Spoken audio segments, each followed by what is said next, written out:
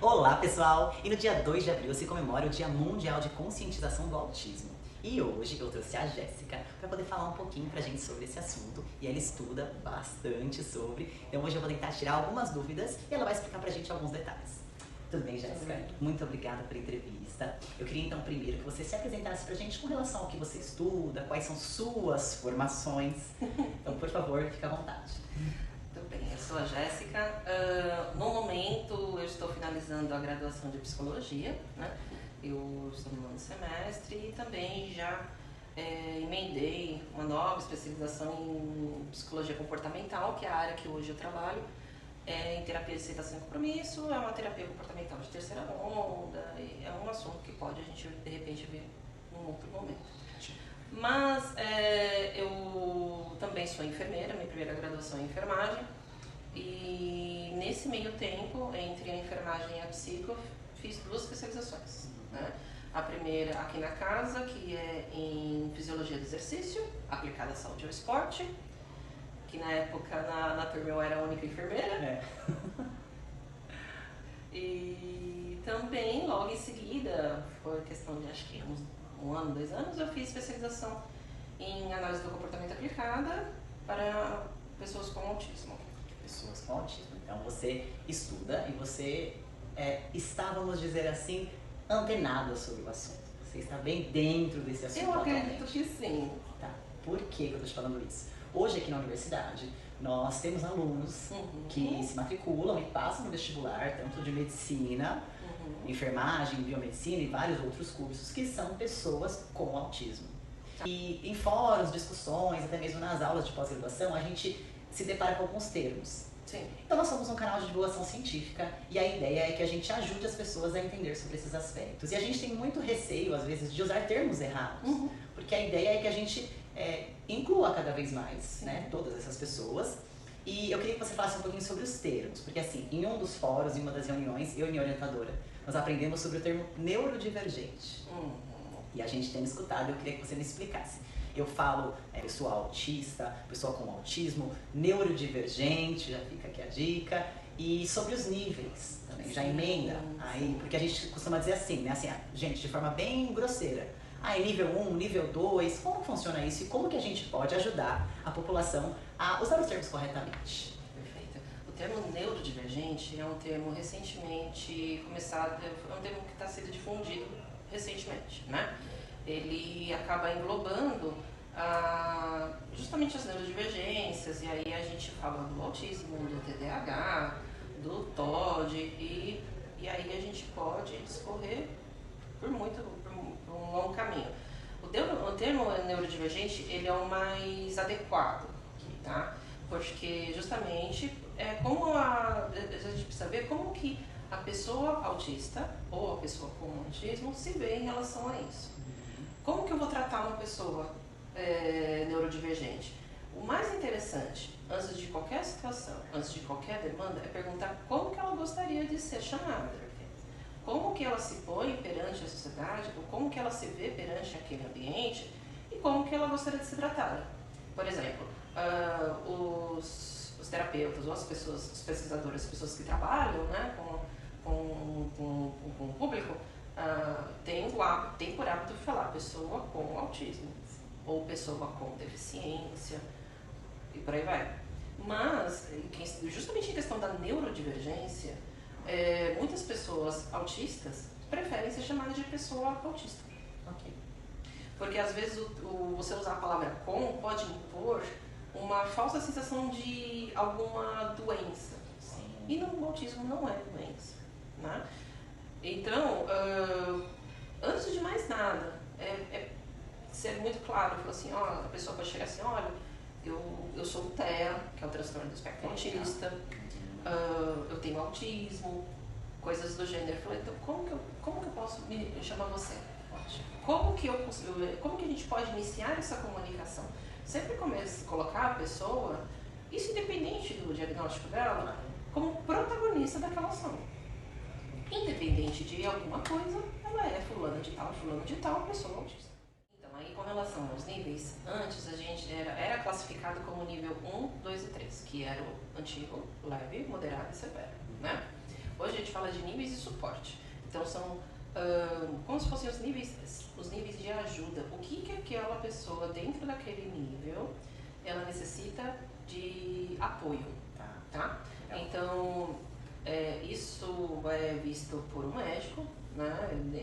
Dentro, quando a pessoa é avaliada para isso, e aí ele vai indicar, né? Fala assim, olha, de acordo com a avaliação, claro, ele também tem todo um suporte por trás, né? De uma equipe de avaliação também, psicologia, fono, enfim, o que aquela pessoa tiver acesso.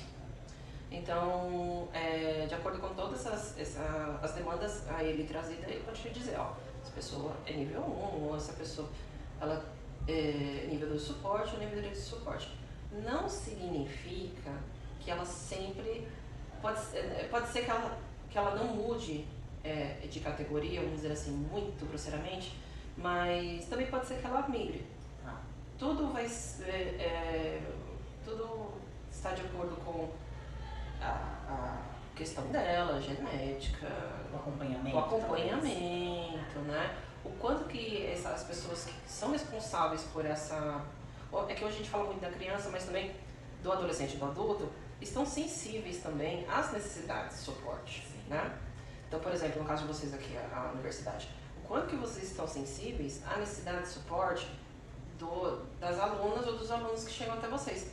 Vocês podem muito bem ter alunos aqui de suporte 2. Sim. Né? Assim como, porque quando você fala, eu estou vendo uma universidade, não, só os caras de nível 1. Não necessariamente. Então, assim, são subcategorias, são nuances que encaminham as pessoas para esse nível de suporte. Não significa que um seja pior que o outro, não é isso. É a necessidade de ajuda que aquela pessoa precisa. Sim. É importante para a gente poder entender também. Então, níveis de suporte, gente, que a gente usa agora também. Isso é muito bom. E você falou da sua graduação, você gradua em enfermagem, hoje faz psicologia, tem algumas especializações. E eu sei que você é mãe de 2 mocinhas, 2 meninas lindas. E então, quando a gente estuda algo, eu vejo aqui na pós-graduação do nosso programa, normalmente a gente estuda aquilo que a gente tem uma certa afinidade ou curiosidade. A gente não estuda de algo que a gente nunca ouviu falar. E eu queria que você falasse pra gente um pouquinho por que você resolveu estudar esse tema. Na psicologia tem um termo muito interessante que a gente usa assim, do nada, eu resolvi que eu acordei e falei, nossa, preciso estudar sobre autismo. Não, confesso que foi um tema assim que nunca me chamou atenção. Nunca passou pela minha cabeça. Eu entrei na Unifesp para estudar cardio. Eu queria estudar cardio. Professora Marília. Exato. Eu estava atrás da professora Marília. Porque eu trabalhava no hospital de cardiologia e eu ficava indignada porque que todo mundo tinha que fazer o mesmo exercício. Como assim? O autismo, na verdade, ele foi... Hoje eu entendo que foi uma dádiva, né? Enquanto eu estava aqui na Unifesp, a minha filha, a Nami, ela tinha 1 ano e 8 meses. E eu estava grávida da segunda. Da Kimi. Eu estava grávida da Kimi. E aí, quando a Nami fez 2 meses, e foi mais ou menos a época que a Kimi nasceu, Nami foi diagnosticada com autismo. E eu me lembro que foi assim, um divisor de águas para mim. Que eu estava dentro da universidade e eu estava com o TCC praticamente pronto em cardio, na fisiologia. E aí eu falei, não, eu preciso entender o que está acontecendo. Eu falei, como assim? Minha filha não vai falar? Porque eu ouvi isso também. Ela não vai falar, ela não te olha nos olhos, ela não vai ser uma pessoa... Ela não vai interagir, ela não vai querer teu abraço, ela não vai querer beijinho, não. E pra mim aquilo foi um balde de água fria. Eu falei assim, gente, como que minha filha não vai fazer tudo isso? Por quê? E aí foi que no meio da fisiologia, no meio da pós, eu virei pro nosso orientador na época, o professor Dr. Bruno, falei assim, quero outro tema. Vamos mudar de tema. Então você se pronto? Vamos mudar. Aí ele falou, então, por por quê. E aí foi que na Unifesp mesmo, aqui mesmo, a gente começou a estudar as práticas, se havia ou não benefícios da atividade física para pessoas com autismo. Eu me lembro que na turma foram 2 pessoas que defenderam isso, a questão do autismo. E nós éramos 20, 30? Ah, uns 30. Nós éramos 30. Nós éramos que nós estudamos juntas. E aí eu me lembro que era eu e mais um fisioterapeuta, né, o Marcelo. O Marcelo estudou as questões funcionais, esqueléticas, as morfos, né, que realmente competia. Eu na época, gente... Você estava em choque, né? Não, eu nem sei como que eu defendi. E eu me lembro que a partir dali, foi o mundo que começou a abrir. Então foi a partir do diagnóstico da NAMI, das terapias que eu tive que enfrentar, de enfrentar o meu luto materno, né, de encarar péssimos profissionais, o que me fez me especializar mais ainda, e também de ver a invisibilidade das mães ou de cuidadores, né, frente às pessoas autistas. Então, assim, o que me fez ir para a psicologia. Eu ouvi muito assim, mas fulana não progride porque a mãe também não ajuda, ou a mãe não leva, ou a mãe... Mas alguém tentou entender o que era aquele processo com aquela mãe ou com aquele cuidador? Alguém explicou assim, escuta, tá acontecendo assim, assim, assim, eu preciso fazer isso, tudo bem pra você? Não, a gente simplesmente chega com a bagagem, impõe aquilo para aquela pessoa e fala, meu, se virei. Por onde eu começo? Por isso que quando tu me perguntou da questão da nomenclatura, ou como eu devo me comportar, ou como eu devo chamar, põe a pessoa primeiro no seu lugar de fala, porque você está falando dela. E aí no caso das mães e dos cuidadores, eu falei, poxa, eu estou lidando com o filho dela, eu estou lidando com algo que ela não foi absolutamente planejado, ela não engravidou, ela não pensou nisso que poderia acontecer. Então a gente não está respeitando esse momento, né? Gosto muito dessa parte, né? Da questão do acolhimento e tudo, mas eu tenho outra paixão, que é a prática da atividade física, que foi o que me picou, né? Aqui na Unifesp, e é o que eu trabalho hoje. Que ótimo. Você conseguiu juntar, né? Depois assim, né, gente? Porque como mãe também, eu posso... Não é fácil. E eu acompanhei o processo, por isso que eu trouxe ela aqui, eu acompanhei de perto. É muito importante. As mães precisam desse acolhimento, porque, gente, não é fácil mesmo. E ainda bem que nós temos hoje muitos estudos e pessoas querendo estudar e melhorar a qualidade de vida. E a atividade física, então, é o que hoje você estuda? Sim, porque foi a virada de chave da NAMI. Da NAMI em específico foi a virada de chave. Ela praticava bastante esporte. Praticava. Hoje é uma palmeirense convicta. Ah, meu Deus, ninguém é perfeito. Não, filha. Não mesmo. Mas ela... E aí justamente a questão do... Hoje, ela se interessa por esportes coletivos. Olha, então uma criança com autismo, ela pode jogar com outras crianças? Pode. Atende. Na verdade, hoje, a briga, muito entre aspas, pegar justamente essa parte da análise do comportamento e abrir. Porque não é só o psicólogo que pode e deve se promover disso, né? Meu supervisor é professor de educação física, gente boa, e é um dos melhores analistas que eu conheço. Analista do comportamento, né? Então, assim, hoje o que a gente está tentando abrir? Mais o leque ainda. Quando a gente fala de questões de TEA, quando a gente fala de tratamento, para viabilizar melhores os comportamentos, né, da pessoa, deixá-los mais funcionais, né, de acordo com aquele ambiente que ela está inserido,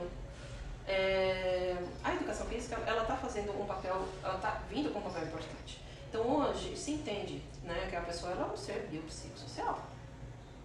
Então ela precisa se socializar, ela precisa aprender, ela precisa também se comunicar.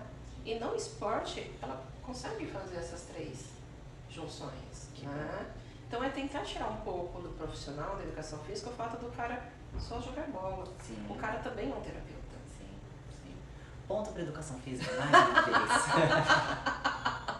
Jéssica, eu queria assim, agradecer muito esse momento. Por mim, eu ficaria horas conversando. Se você quiser deixar um recado para alguém, um recado para alguma mãe, assim, como mãe, né, e como hoje profissional que estuda sobre o assunto, fica à vontade. Tem alguns segundos para pode deixar um recadinho. Não tem 3 dias? Não. Ai, que pena. Eu diria assim que o processo está mudando, né? O processo está mudando bastante. Na minha foi diagnosticada, hoje ela tem 8 anos, ela foi diagnosticada 7 anos mais ou menos, 6 anos mais ou menos, né? E de lá pra cá, muita coisa já mudou, né? Então se vê, hoje já se fala mais da pessoa autista como protagonista. Quando a Nami iniciou as terapias, gente, é como se ela não tivesse vontade, sabe? A pessoa autista ou a pessoa com autismo era vista, pelo menos do ponto de vista da minha experiência pessoal, não foi agradável, né? Então hoje essa leva de pessoas estão mais sensíveis, estão mais inteiradas e a gente tem mais informações, né? Então se eu puder, claro, se aceitarem uma sugestão, um conselho que eu dou aos pais, estuda. Estudar sobre. Né? Estudar sobre. Não tenha vergonha de chegar no terapeuta do teu filho, ou no professor, ou qualquer que seja, e falar assim, não entendi.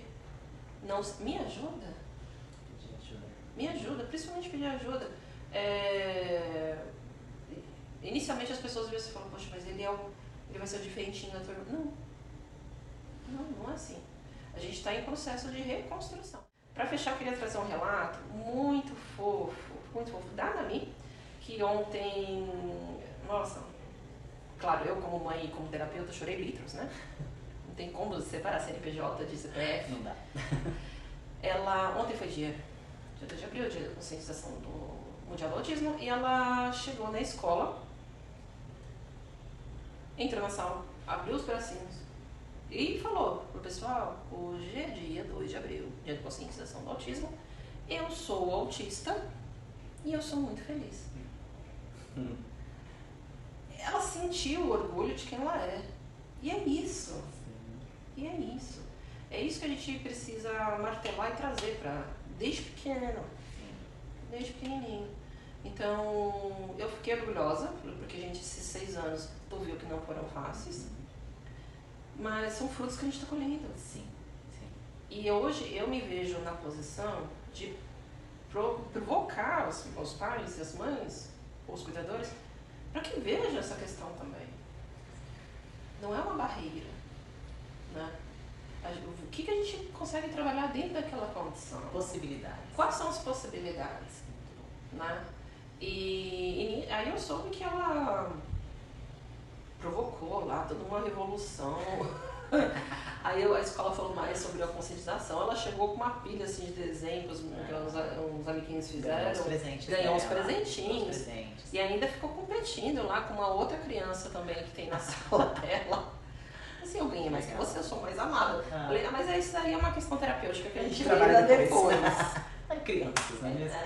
Bom, essa é a ideia, gente. Então eu quis trazer esse vídeo pra vocês por conta da conscientização. Então isso é a conscientização. A gente entender sobre o assunto, a gente respeitar, a gente ter relatos. Não são só crianças, né? Então, assim, a gente sempre tem a ideia da criança, mas quantos adultos que hoje são adultos com um diagnóstico, posso chamar assim, mulheres principalmente, e que foram crianças que não tiveram essa atenção e talvez sofreram muito. Então até nessa parte é importante a gente se conscientizar.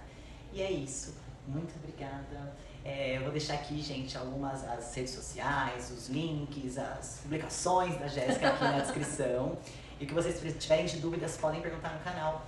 Muito obrigada, se inscreva e compartilhe esse vídeo. Tchau, tchau.